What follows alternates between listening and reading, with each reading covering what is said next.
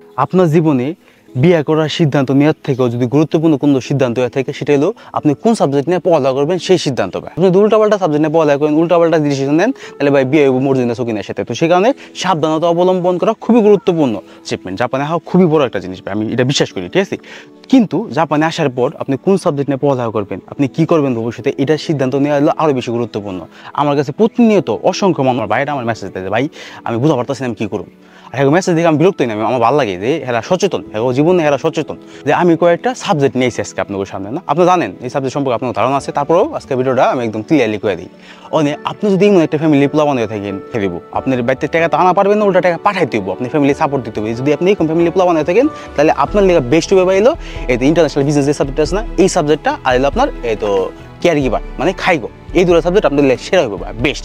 কারণ care giver যে subject আছে না ভাই, এটা হলো বয়স্ক মানুষের দেখাশোনা করার সাবজেক্ট। আপনি একটা বয়স্ক মুরব্বী, একটা না মানে অনেক বয়স্ক মুরব্বী হ্যাঁ দেখাশোনা করবেন, হ্যাঁ কাপড় চোপড় পরিষ্কার করে, হ্যাঁ ওষুধপত্র দেওয়া, হ্যাঁ এটা দেওয়া ওটা দেওয়া, মানে বয়স্ক মানুষের দেখাশোনার কাম ভাই। ও তাহামরি কষ্টের কাম না, কিন্তু একটু অপরিষ্কার কাম, এটুকু আর কিছু না। বেতন ভরপুর বেতন বা তারপরে প্লাস হলে মনে করেন কাম অত কঠিন আমি কম না। সেই পড়ালেখা করলে পড়ালেখা করার আগেই আপনার জব ঠিক হয়ে যাবে। আপনি কোথায় চাকরি করবেন, কোন কোম্পানি চাকরি করবেন, কত বেতন নেবো সব পেলেও পড়ালেখা করার আগে এটা সেটেল হয়ে যাবে। তো সেই কারণে এই সাবজেক্টটা খুবই মানে ইন্টারেস্টিং একটা সাবজেক্ট। দ্বিতীয় সাবজেক্ট যেটার নাম করলাম সেটা হলো ইন্টারন্যাশনাল বিজনেস। এই সাবজেক্টটা কি, এটা একটু রিস্ক আছে বা, কিন্তু একটা কথা আছে না, রিস্ক হ্যাঁ তো ইস্ক হ্যাঁ। Same subject management, marketing, accounting, এগুলি সাবজেক্ট। কত পড়ালেখার ব্যাপারটা কীরকম, এটা হলো আপনার নিজের হ্যাডামের উপরে ওই দক্ষতা থাকে, তাহলে আপনি অনেক ভালো কিছু করতে পারবেন, আপনার জীবনে আপনি অনেক শাইন করতে পারবেন ভাই, অনেক টাকা মানে অপরচুনিটি আছে। আবার সেমভাবে আপনি যদি সুদূর বুদুর করেন ভাই, তাহলে বোধ আপনি মনে করেন 1,60,000 টাকা আপনি কামাইতে পারবেন না জাপানি মাটিতে। তো সেই কারণে এই সাবজেক্টটা হলো একটু রিস্ক আছে, কিন্তু এটাতে অপরচুনিটি অনেক হাই।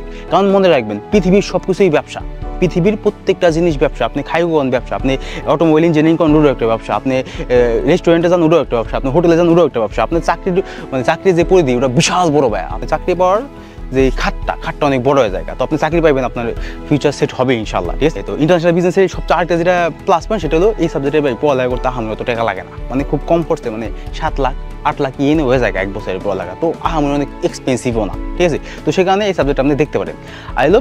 আর 2 নম্বর যে দুটো সাবজেক্ট রাখছি সেটা হলো, প্রথমটা হলো জিদোশা আর দ্বিতীয়টা হলো আইটি ইঞ্জিনিয়ার। এটার ভিতরে একটা হলো রিস্ক ফ্রি, একটা রিস্ক আছে। আপনি যদি জিদোশা নিয়ে পড়ালেখা করেন, বিশ্বাস করেন ভাই জাপানের মাটিতে আপনি কেউ আটকে পারবো না ভাই। আপনি চাকরি ভাই 100% বা চাকরি না হলে আমি আপনি টাকা, আপনি পড়ালেখার টাকা আমি আপনি দিব। যদি আপনি জিদোশা নিয়ে পড়ালেখা করছেন কিন্তু চাকরি পান না, যদি এরকম হয়ে থাকে, আমি আপনার পড়ালেখা খরচ চালাই দিব। তো এটা নিয়ে পড়লে বলতে কি আপনি চাকরি পাইবেন 100% কোনো সন্দেহ নেই জায়গায়। আর আইটি ইঞ্জিনিয়ার এটার ভিতরে ওটা কীরকম, এটাও সেম ওই রিক্সের ব্যাপার স্যাপার না।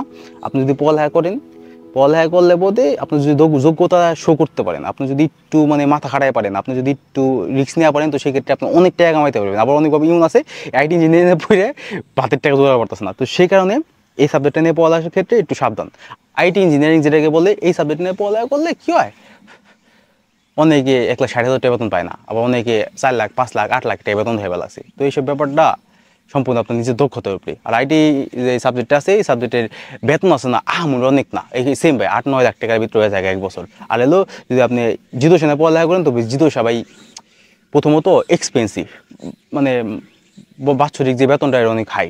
প্লাস হলো এটা শুধু পড়ালেখা না, এটা একটা আলাদা কামলা, মানে জিদোশা পড়ালেখাটা একটা আলাদা কামলা করে পারেন আপনি।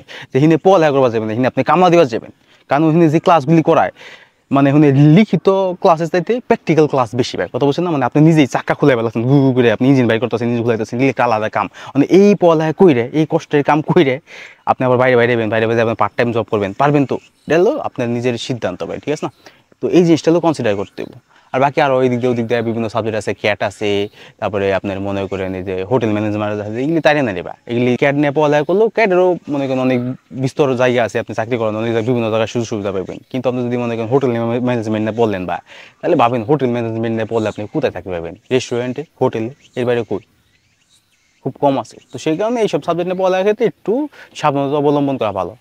কারণ কি দিন শেষে আমরা মধ্যবিত্ত ফ্যামিলি পোলাবান, বড়লোক ফ্যামিলি পোলাবান খুব কমই জাপানে আসে। তো আমাকে মেন টার্গেটটা হলো জাপানে সেটেল হওয়া। তো